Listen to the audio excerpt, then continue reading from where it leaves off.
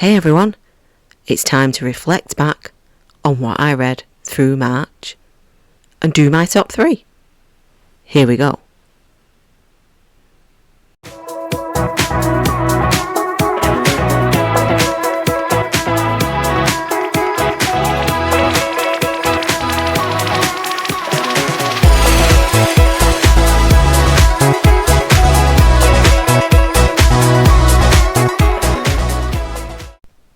Welcome back everyone to the March overview.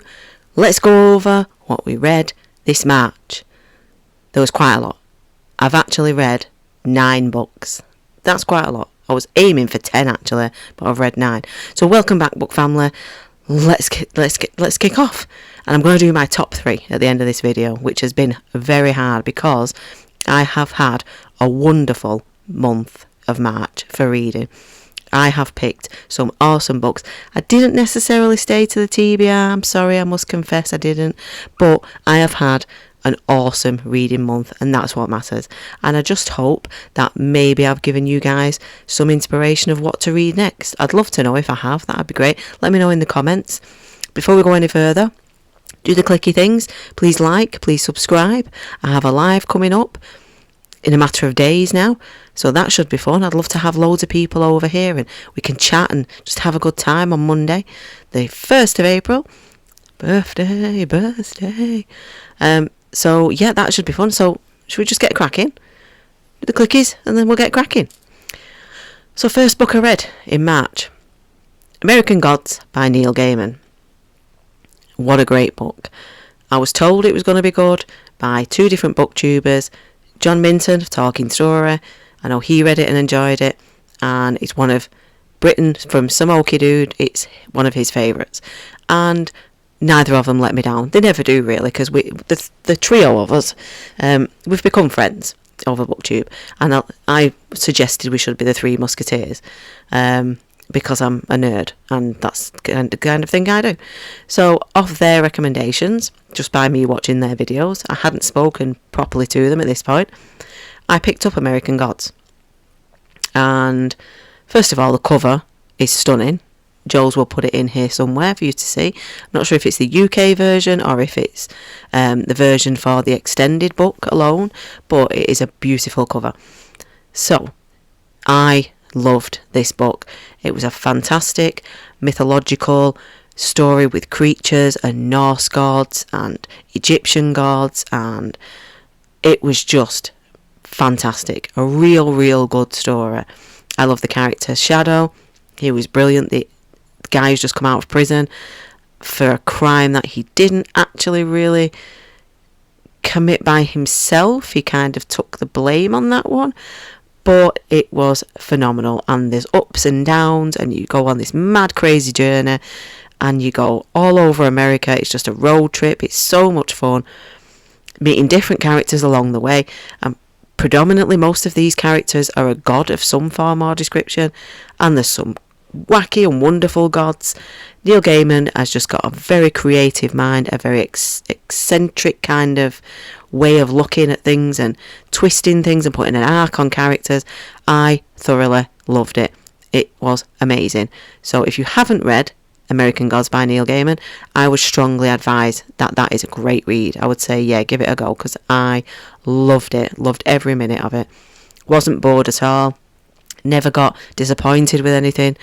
Everything was just so much fun, and it keeps the fires burning in the story. It's just so good. So good. So that's where I started my month of March. Good get-go. I thought that was a running start. Then I went to The Devil You Know by KJ Parker, and it will probably ping here somewhere. Joe's will put that. I can't get used to this mirrory thing. Here somewhere. KJ Parker, The Devil You Know. I started in the wrong place. I should have started... Basically, this is a Salininus trilogy. It's a fan-based trilogy. It wasn't written as a trilogy, but because it's got Salininus in all of the books, the fans have called it the Salininus trilogy. It starts with a book called Blue and Gold. Then it goes to The Devil You Know. And then there's a third book, which right now I can't remember the name of, because that's what a brilliant booktuber I am. I'm a ditz, I can't remember. But The Devil You Know, I've been told by Alan of the Library of Alexandria that I didn't really need to read Blue and Gold, but I would like to go back now, having read The Devil You Know, and read Blue and Gold. But The Devil You Know, fantastic, absolutely amazing. I loved it. I thought it was funner. I thought the prose was superb. It's basically from 2 point of views, and it's kind of conversational, and it's also like their inner monologues and what they're thinking about each other, and the demon that works for the devil, because Saturninus wants to make a deal with the devil to prolong his life, because he is an alchemist and he is an inventor and a playwright, and he wants to live longer to fulfill his dreams. He doesn't feel like he's got enough time left, and he wants more time basically on Earth. So he's made a deal, and this demon's come along, and he's an unnamed demon, and he's there to get the contract signed and to provide whatever it is that Saturninus needs along his way to eventually achieve his goal. But it's the twists and turns within that happen. It's the battle of wits. It's just such a good book. It's only little. It's only a little short story, but it is. Excuse me, my throat's quite sore. It is amazing. Little slurp. Sort myself out. So yeah, The Devil You Know. I loved it. I love the conversational style of it. I love the 2 different POVs. I loved how there's a nice little sort of, how do I explain it? Kind of who wins at the end. So it's worth a read just to find out who is the smarter. Is it Saturninus, or is it those that work for the devil? It was just brilliant. I really enjoyed that book. Then I moved on to What Moves the Dead by T. Kingfisher. Fantastic. The protagonist in this story is amazing. This story is based on The House of Usher from Edgar Allan Poe, and it's a slightly tweaked retelling where the author was quite interested in the protagonist. So she decided, excuse me, my throat's getting quite dry. She decided to delve further into the protagonist and make it more apparent in her version of the telling. I just think it's fantastic. I love the protagonist.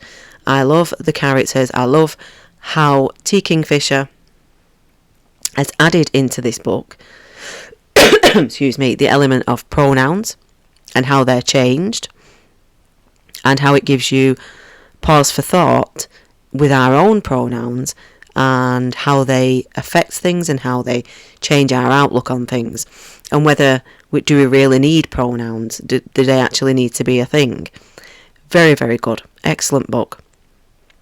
Great storytelling, great prose. I just thought it was fantastic. I thoroughly enjoyed it.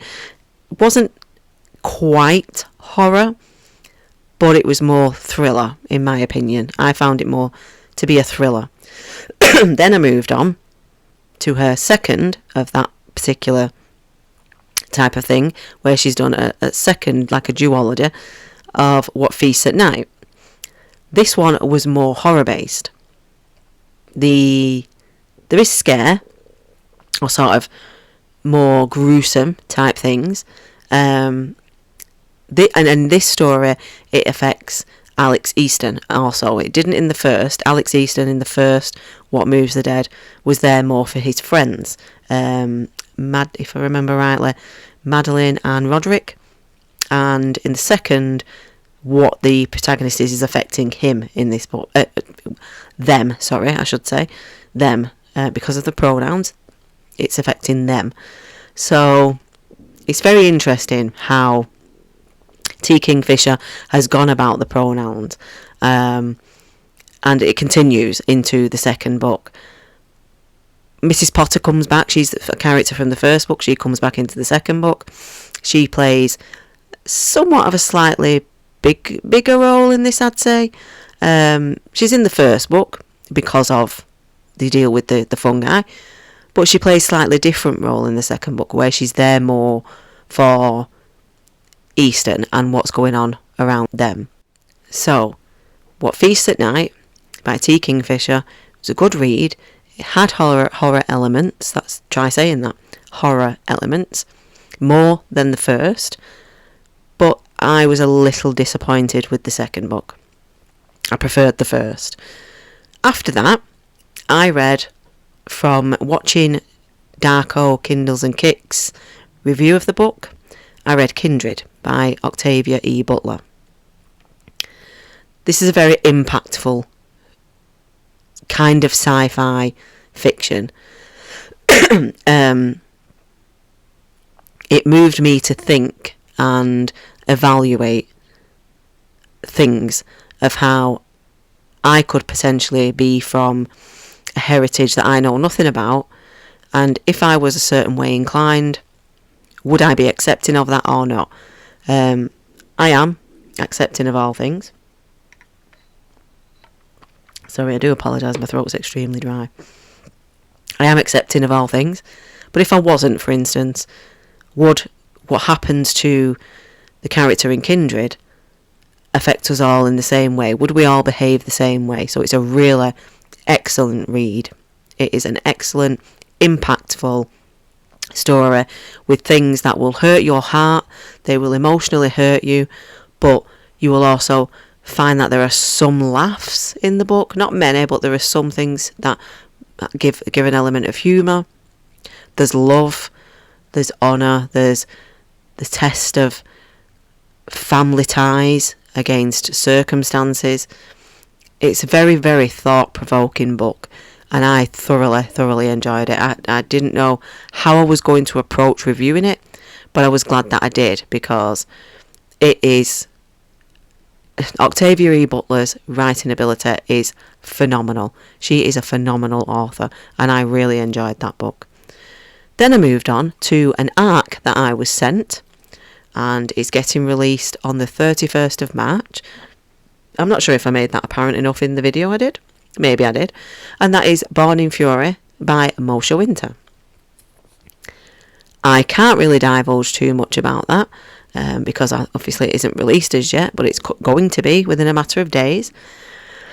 But it's epic fantasy with some darkness to it. It's just fantastic. It's such an amazing story.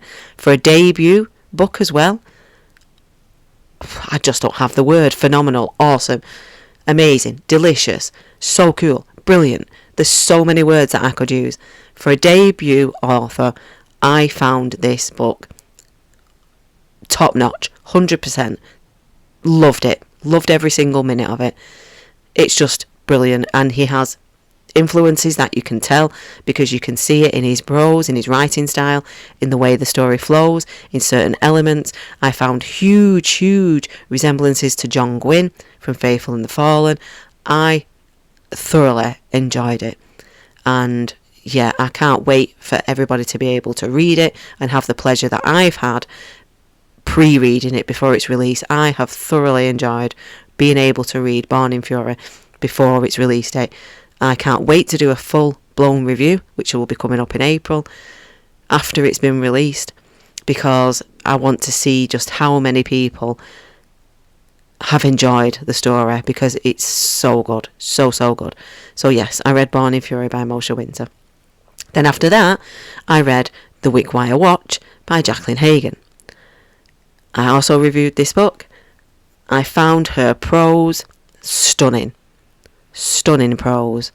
I found the Dickensian style to the story at the beginning drew me in. It was so beautiful, and the elements of Oliver Twist in there, with the Artful Dodger being like he was definitely slid in there as an influence for the character Inkwell Featherfield, who is just a cheeky chappy and doing the best he can as kind of an orphan. And it's just an amazing start to the story.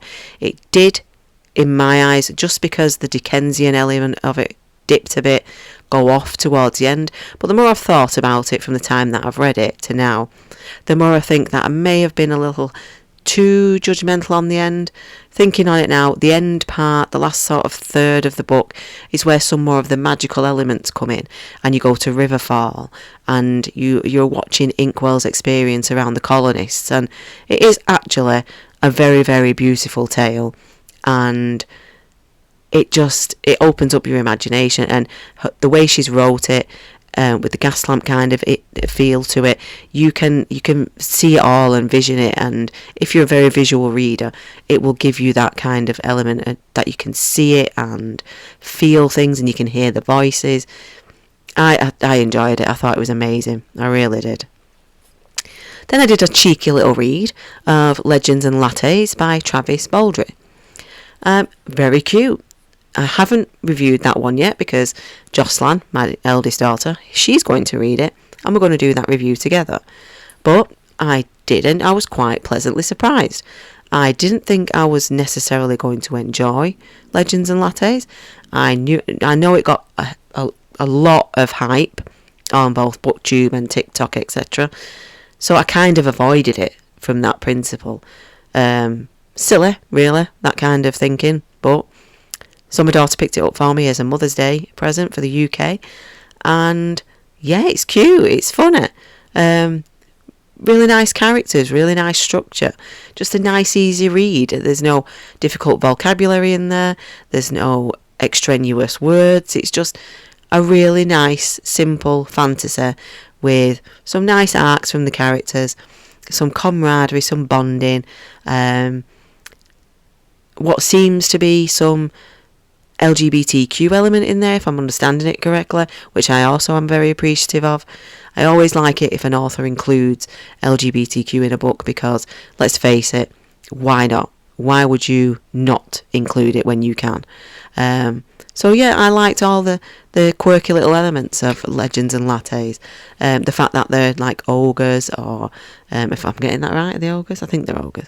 And they're just living lives like how we would live lives, with a coffee shop, and the gnomes are the ones that came up with the coffee beans, and yeah, I just thought it was cute and a little bit magical, and yeah, it was a fast read, but I enjoyed it. It was really cute, and I even got a little bit emotional at one point, but it was good. It was cute. I enjoyed it. Then, as I've just recently reviewed, I think my very last video that I did was Gone to See the Riverman by Christopher Triana. I enjoyed this book. For a horror, it had a very interesting prose. I don't think I've read a horror with this kind of prose to it, where there's some sort of interesting descriptive elements into how to talk about mould, rather than just saying the room was mouldy and it smelled like. He doesn't do that. He goes far more into it than that, and the only way I can say it from my own thoughts is that it was slightly poetic, even though we're talking about something that's dank and dark. The way he described it, you almost felt how dank and dark it was. You could easily visualise it. To some extent, you could even potentially smell it. The character arcs, again, fantastic how you see Laurie in one light and then she transverses into another light, and her sister Abby, and the story of Abby's disabilities and her brain damage, and where Christopher takes you on that little journey with Abby, where he leads you down some little paths but then twists it and you think you're going one way and you're actually not. So on reflection, yeah, it was a really good book. I said it was a good book. It got a 4.25 from me. And I did say I'd probably knock it down to a 4, but on further thinking about it, the ending wasn't so bad. I personally wanted it to go a different way, but speaking to my little buddy Britton about it, I can see now why. Well, I could see it anyway. I think I was just disappointed that he went that way, but I suppose in the grand scheme of the story it makes sense, the way that he ends it. But I'm always that person. I'm that annoying person who always wants that twist of an ending. I'm never satisfied unless the ending makes me go and that's just who I am. I'm probably quite annoying for that respect, but I do like an ending where it makes me go, well, I didn't see that coming. But there was a few elements of Didn't see that coming. One in particular that stands out from Gone to See the Riverman, which I won't divulge because it would be a huge spoiler, but it definitely has left a mark. And when a book leaves a mark, such as American Gods, well, in fact, it's been such a good month this month that every single book I have read has left a mark. It's unbelievable. I don't know if I've had a month this good. I really don't know if I've had a reading month that has been this good. So, rating my top 3 has been hard. This was not an easy task at all. How out of 8, I'm on my 9th book, which I will have finished, but out of 8 solid contenders, am I supposed to pick 3? It took me a minute. I'm not going to lie, it's took me a minute. However, I've done it. You may disagree with me. I've had to do it this way because of where they stand for me. I've looked at my list and I've thought, okay, this I feel is the most justifiable way that I can go about this. So, here we go. I may well change my mind next month, but for this month, this is how it is. I may well think about it in April and think, do you know what, I shouldn't have done it that way. I should have put them there and then. But hey, this is where we're going. My mind is made up. Here we go. So, at number 3, I feel like a drum roll. American Gods by Neil Gaiman comes in at number 3. Brilliant. As I've said, so creative, so different, road trip, fun. It was just brilliant. I really, really enjoyed that book. I really enjoyed that book. In at number 2, drum roll,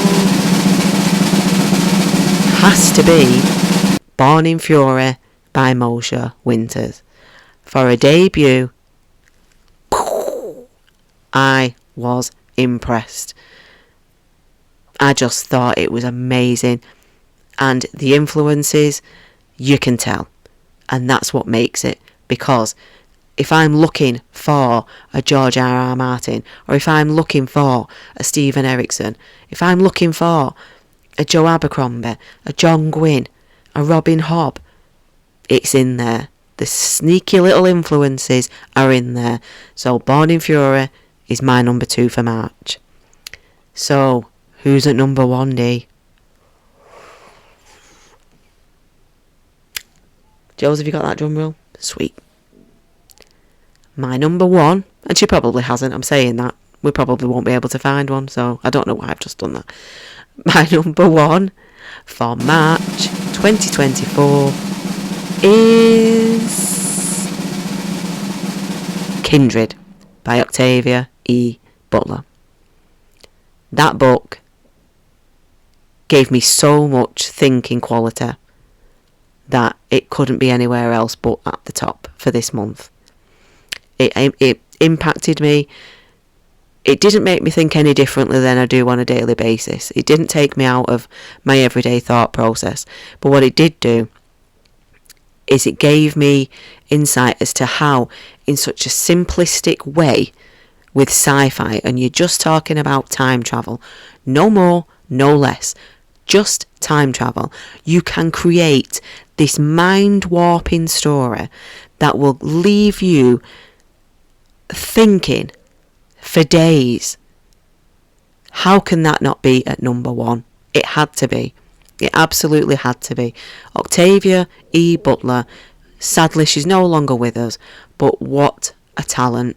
What an absolute talent that lady was. Chef's kiss to you, Octavia E. Butler. If you can hear me from up there, you are a fantastic author.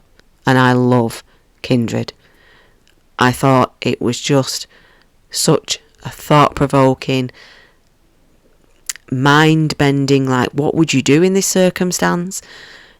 It was amazing.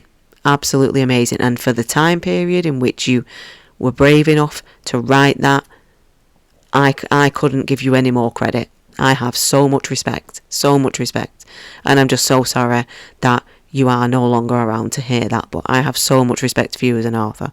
I think that book was absolutely amazing. So that is my number one for March. So guys, I hope I didn't disappoint anyone with my choices. I hope if you haven't read any of these, you will give them a go, because every single one of them is absolutely 100% worth a read. I have definitely not been disappointed in the month of March. I have started some books which, because we're coming towards the end of March, I'm going to have to carry on over into April and potentially review them there, because I have some other videos that I need to do. But I have thoroughly enjoyed this month. What a month for reading. It's been amazing. Such a good reading month. It's been so good. So yes, my March top book, Kindred. Brilliant. Okay, so I hope Jules has a fun time editing this. And that's all I've got for today. So do the clicky things.